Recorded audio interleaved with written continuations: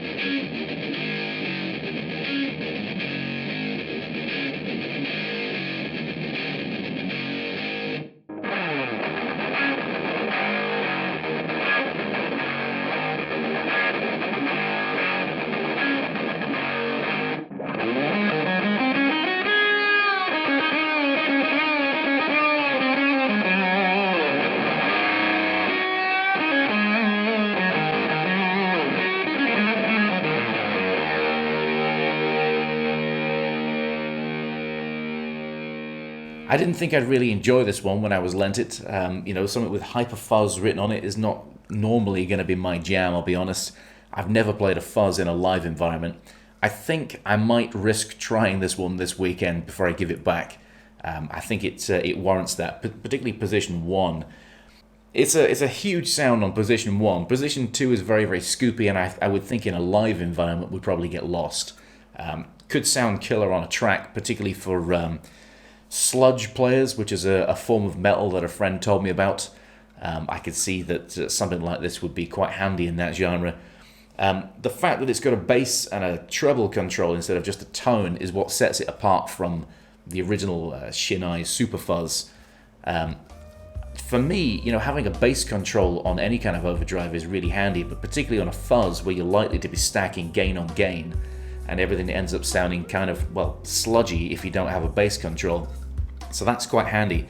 And of course you can thicken the sound if you're running it into a clean amp. These are going for about 250 quid on eBay right now, which for me is probably a little bit much for this, but it's scarcity, rarity, all that kind of stuff that drives the price up. There aren't that many clones. One of them is probably the Behringer, which is a relatively inexpensive pedal. It's about 30 quid, and it's supposed to be a pretty accurate representation of the sound, although it's in a plastic enclosure. Anyway, killer pedal. Had more fun than I thought I was going to with this one. Hope you guys dug the video. See you next time. Later.